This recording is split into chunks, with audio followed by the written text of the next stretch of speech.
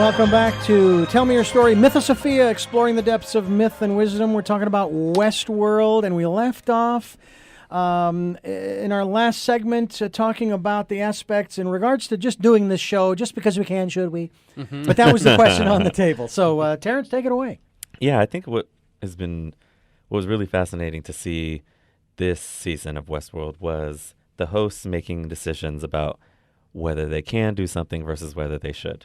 Comes down a lot to, Bernard, whether he, should accept Ford or should he not, or can he do this? And and Dolores and Maeve in particular are, as you can see, they're my two sort of favorite points to talk about with regards to the show, because they present such an interesting dichotomy. Maeve gets these crazy powers. Mm-hmm. Oh, yeah. Voice of God. It's almost like witchcraft. And we're going to talk more about the voice of God when we talk about Preacher. Yeah, like she can control the entire, everybody. She's like the server. Yeah, it's fascinating to watch. But in episode 5, which is where we went to Shogun World, one of my favorite, probably my favorite. Yeah. She has this moment where she can take her basically Rinko Kikuchi's character's counterpart, or like her counterpart, her Doppelbot. Yeah, can take her pain away about the situation, can give her powers, and she says no, and Maeve respects that. And you have Dolores, who, has this philosophy of not everybody's going to make it, but she really loves Teddy, and she wants him to make it. So she's like, even though she's like, I can and I should change you. Mm-hmm. But that's, we see that that's not the correct course of action to take, because in furthering her mission to get out, it might have worked. Right. But in furthering the mission of the hosts in general, trying to make it out, it's actually going against what she really wants to do. Mm-hmm. And there was a part of that interaction that at first I thought, wow, they must know something, because they put they gagged her so that she could not utter those words, cease motor functions. Right. Or whatever other phrases. Kill so everybody. it was as if they knew she had that power, and they weren't going to let her use it. And then later they literally singed their ears off. It's incredible. That was what was fascinating. But then it ended up being that she didn't need to speak, which is what I thought was so... Because she could transmit it, quote-unquote, telepathically. Yeah, and that was really cool, where it came on as a paranormal thing. She actually was able to telepath across the whole park. Yeah. Remember when you're saying, oh, she's talking to someone right now? She was talking to Akichita. And I also have this crazy theory, and I don't normally stray into fan theories, but I think there's a distinct possibility that she passed herself to her daughter, so that when her daughter escaped, quote, with her heart, she escaped with Maeve in her, so that Maeve can come back in that world. Well, in the ancient wisdom teachings, they call that bilocation. Bilocation, right. Distant viewing.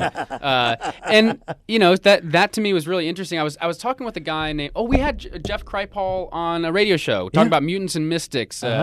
And I was on the phone with him his whole thing's about authorship. Yeah. And about a character going from being a victim to becoming an author. And of course we see this in these stories where they have an arc from being the victim's characters in a story to being the agents of choice, in fact, their own writers. And then, of course, you see the opposite, too, right, where the writer becomes his character. Yeah. So you see what's called a circumambulation. So two opposites become each other is a circumambulation. But there was a reason I was bringing that up, and I've totally lost it because I really wanted to tell you about the circumambulation. Is that along the same lines as the cameos of Stan Lee in his Marvel Comics movies? Oh, yeah, exactly. and then you're not quite sure why I was there. Oh, now I know what I was trying to bring up. Go for it. So Jeff... and now I lost it. No, I'm just kidding. Did I actually lose it again? I think I lost it again because I was so excited for having found it.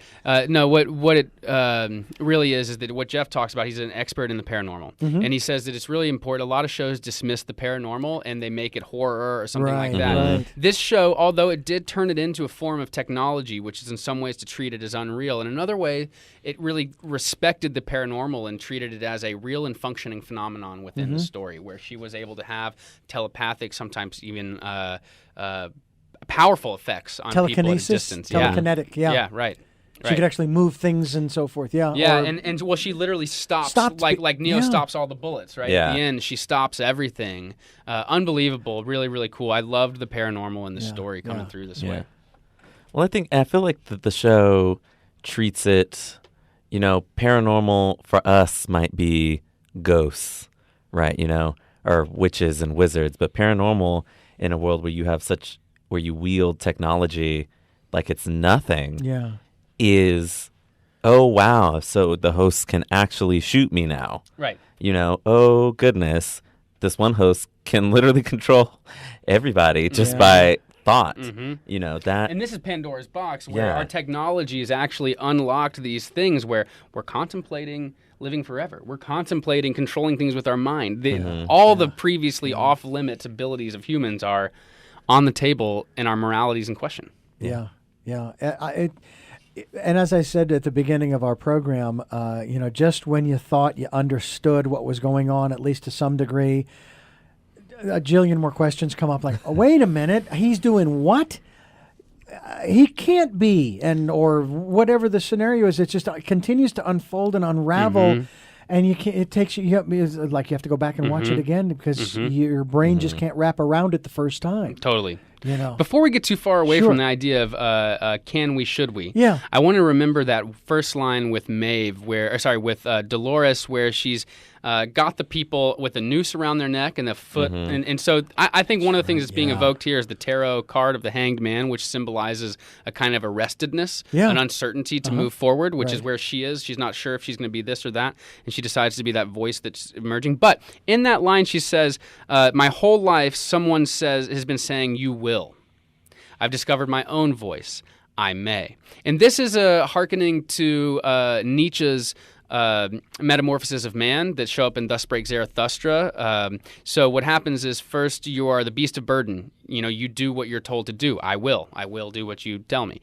And then in this allegory, you come to realize who's telling you what to do, and you realize you're like, screw that guy. And this is a dragon. I see this dragon as a tyrant, and I'm not going to give in to the tyrant anymore. And then the camel or the beast of burden turns into a lion and says, no, like, I am not going to do what you want me to do anymore. And it finds its own voice to do what it wants to do. And this is exactly what she's done. Yeah. There is a third step, and let's only hope that she undergoes that step, where the lion realizes that the lion is a destroyer, and they cannot be the one that brings something new. Yeah. The lion must give way and transform one more time into a baby, and then it will be with the eyes of the baby that you see something new. And this is, of course, why you see to the song Thus Spake Zarathustra in 2001 ending with the baby's eyes, completing the allegory in 2001 of Thus Spake Zarathustra ending with new eyes, new vision.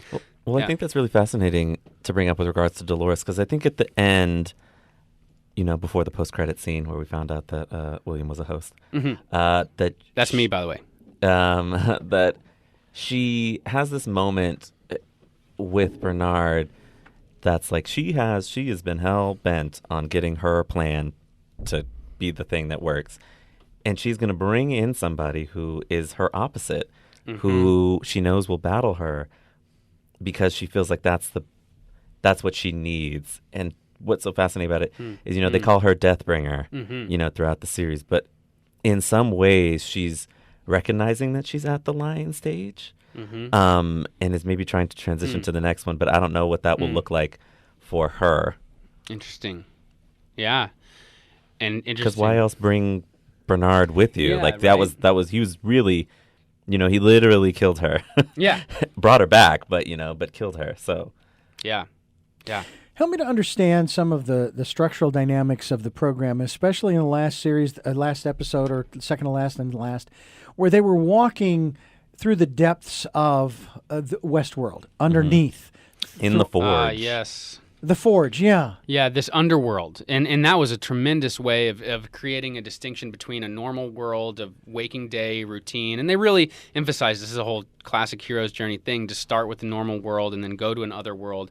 And they use that language a lot. Yeah. This is routine, repetition, whatever, and they start their episodes sometimes with that situation. But this underworld is tremendous, and it's symbolic of death, which is of course where we have this Orpheus journey into the dead. It totally is hell, and you have this great motif with Maeve acting out Christ, where in various times she quote harrows hell. This is when Christ saves all the people from hell, including Adam and Eve. And so you see this when Maeve in the first season leads the way out with all these people, or in the second season comes out of a tomb with a cross on it, leading people out, going from Eastworld back to Westworld.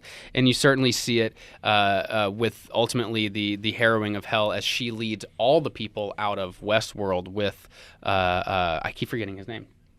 Akeisha, the Ghost Nation, yeah. Akeisha, the two of them really leading. So this harrowing of hell is a great repetition, and it's building off of this foundation of hell below that symbolizes also the unconscious, the unknown, that which happens when we aren't paying attention. Dark City style. They come up and they change everything without you knowing. So it's a great externalization of the inner psyche's unconscious mode. All right. Now let's talk about another structural aspect of the last episode.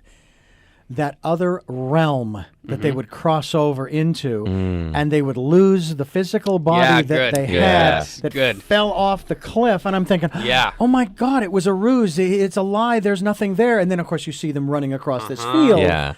And I'm thinking, wow. And then, of course, you're back in the control room, and she's saying, I'm going to make sure nobody can ever follow them because I'm going to somehow separate them and send them off. And and they were using the lasers, and there was some of the satellites, which I still haven't fully comprehended. Satellites don't need to have lasers. There's no reason for you to have to see them sending anything. That was just a unique thing. Unless you actually want to show a column of light for a symbolic reason, and I believe they do. There are two columns here. There's the column where they go to this land of dreams, and there's this column of light that takes them to the garden, right, where they send the data, and then Dolores will go. So there are two exits, two columns leaving Westworld. This is a repetition of what happens in Dante's Inferno when there are two columns leaving the Inferno, one of ebony, one of ivory, and one of them is a path of dreams and delusion. Okay. And so that seems to be what's happening here. One of the two paths out is exactly the dream path. But I wanted to come back to them falling off the cliff. Yeah. And the separation of the body and the mind. That I could talk about that for days. What were y'all's initial reaction? You got 15 minutes. Okay, we'll get there. I mean, my initial thought is I was like, oh, that's brilliant, because it's, if when we get into concepts of like going to heaven, like when you die, that's essentially what they were doing. And so it's like their bodies were falling away, and their bodies are immaterial, but like much like Delos was so protective of the IP, because that is the thing that makes the park. The spirits, or these, like the host spirit, if we want to go there, is what the thing that they were most protective of. So having that go, forward built them an eternal place where they can live and frolic and not have to deal with raggedy humans. And Dolores almost, she almost destroyed it one time. And then at the end, she came back and realized sort of the error of her ways with regards to that. And it's, it's much about giving people the choice to, do whatever they want. And so she sends them off to who knows where, somewhere, probably on some hard drive somewhere that nobody knows about. Well, they are gathered into the barn of the Lord. In the New Testament, there's this allegory where the wheat will be separated from the chaff. And the wheat will be gathered into the barn of the Lord. And this is an allegory, of course, for the soul separated from the body. The body will burn in the eternal fire of mortal world, whatever, and material world, and the soul will go. And this is a repeated imagery. So you see all the seed. First of all, you have the soul seed image, right? These things, they're basically a seed that is the soul, that is the whole thing.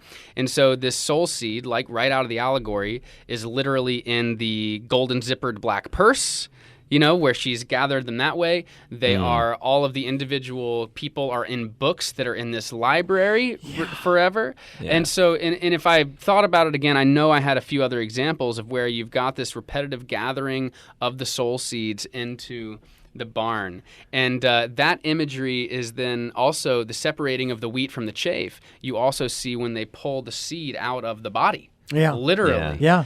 Separating that way, and then they fall off the edge, and it's like they're literally being harvested. They're literally being cut down as they go off the edge. And where do they end up? In a field of grass and grains, reinforcing that imagery of this harvested wheat. So and then shea. I have to wonder if it's possible to take that construct and say, okay, what we're seeing on the other side, after the physical body has fallen away, are the essence of the original humans that had been harvested in the amusement park for the purposes of this experiment of seeing if we couldn't get humans to live forever in these hosts.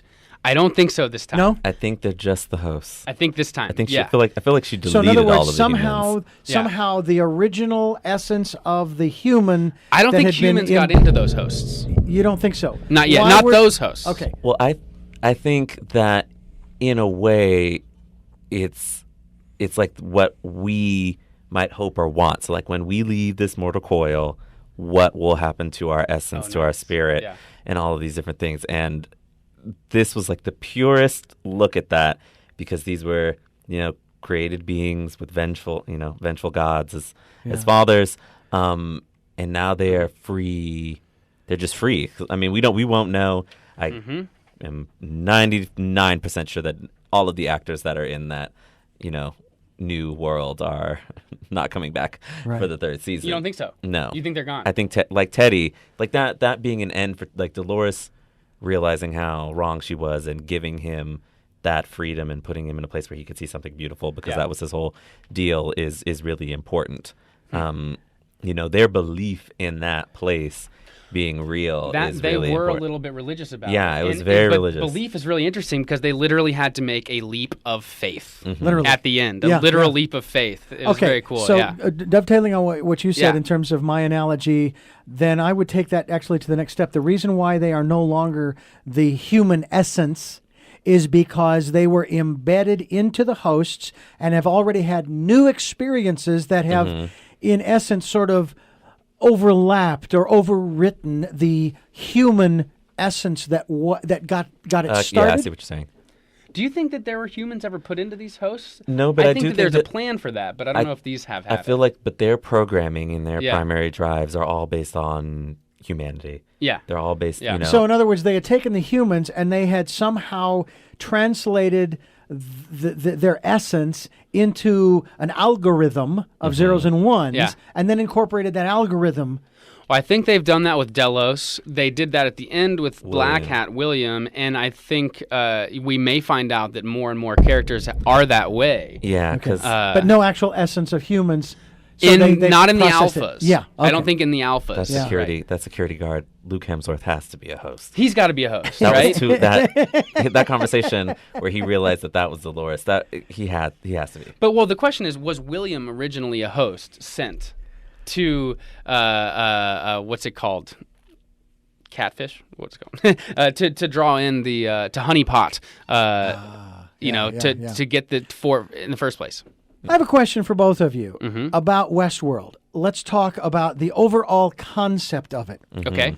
What is the underlying or overall? What's the message that is trying to be put forth from this? Because when I was watching a television series called Jericho, where you had you remember this? Jericho, yes. Okay.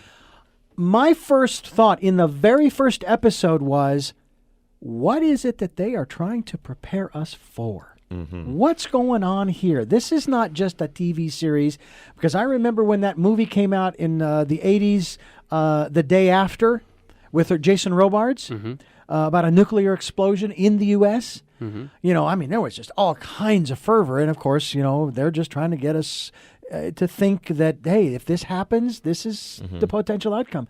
What's going on with Westworld? What are they trying to tell us? And is it the original author who? Right. What is he Michael trying to Crichton. tell us, Crichton? Or what are the writers of the present Westworld trying to tell us? I feel like Michael Crichton, with this in Jurassic Park, has always had a wariness for how far technology is meant to go. Again, back to the if we can. Yeah, should we. like I mean, Jurassic Park. They were like, oh, it's fun. We'll bring dinosaurs back. It'll be But on an island. It'll be safe. we'll also, breed Tyrannosaurus Rex and Velociraptors and things that, are carnivores. This might not be the best idea. But with, with Westworld, it's really, I feel like it's less about like the fear of technology or the fear of what the power of technology is, and really more trying to get to the essence of what it means to be human and or real or a conscious being. I can see And that. it's I can using see that, yeah. humans and hosts Yeah. to do that. So we can see, things that have been programmed to be a certain way and how they break out of that versus, real humans that have been programmed to be a certain way, how to get out of it. So I think that's what they're going for. I think that's the same thing I'd add. I think the same thing I'd say. I think it's just know thyself is, I think, the real call that it's making. But the question is I think they're speaking on multiple levels, right? They're speaking on a cultural level, know yourself culture, know what you are and what you're doing, but also on an individual level. And so I'm really interested in looking at this when we haven't talked about it, we won't probably have much time to talk about this, but as a psyche. I always look at any story as one psyche working itself out, as a dream would be. And so I'm really interested in looking at this as a story about one person or multiple people exploring their own psyches and internally questioning their own freedom, because I think that I don't think there's like a message like, oh, people are too conditioned or aren't questioning themselves. They need to. Yeah. That's didactic and condescending. I think I had this great teacher, Chris Downing. She came in and talked to us about Persephone. Yeah. And she made this point to me in one of my classes in the Myth program. She said, great storytellers don't normally pick a message. They say it how it is. However it is, and whatever that's their job, is to amplify and communicate to an unobserving eye your observations about what is. How about another perspective? Similar. That another message coming from Westworld is questioning not only looking within, but also questioning the path that you're on now. Who is keeping you in that path, and that it is possible to change the path. And it goes to not only Tell Me Your Story, but also to my book about choices. We always have choices. I don't care if you're a teacher, a bricklayer, or a prisoner, or a person in a nursing home. You always have choices. The question is, and this comes to the whole aspect of Dolores and or Maeve reprogramming people, what choices do you know that you have? Well, one thing that was so genius is that it was really saying that to have a choice, you got to get all the way down to your core drives. You've got to figure out what are the core things motivating me. And actually, I'm a big fan of Aldous Huxley, perennial philosophy, and mysticism. And one of the things that he really focuses on is, really powerful mystics tend to live by very simple principles. Incredible. We still have a few minutes left, but we're coming close to the end of this discussion, which is unfortunate because obviously we could continue on and go off in so many different directions. Would love to continue this conversation in another program as well. Obviously, at the end of season 3, it just goes back to that whole aspect, as I've talked with many people about choices, and that I have been such an advocate, verbally at the very least, that everybody deserves an education. And that the reason why we have certain groups of people in our society, I'll call them the classes, who are living the way that they're living is because they don't know that they have other choices to make, and that they've been programmed to believe that this is the only way to live. And the reality is, it isn't. Not to get too specific here, but when I think about, for example, the programs that are there to help people make it through their day-to-day lives, the social programs, okay, some of them call them the entitlement programs. The reason why the most people are on those, and they are on them from one generation to the next, is because they don't have the education to know that they have other choices. So, you must analyze yourself and educate yourself on yourself if you want to be able to direct yourself. And I've been hearing from more young people, a 20-year-old the other day who says, I'm not going to college anymore. I'm going to go to my own college. Well, you know, we of should tell learning." that student. You just say, go to studio school in downtown Los Angeles in LA Center Studios. Come visit the Joseph Campbell Writers Room. Yeah. Terrence, Will, thank you so much. This Thank has you, been a Richard. blast. Thanks, it's been This has amazing. been a blast.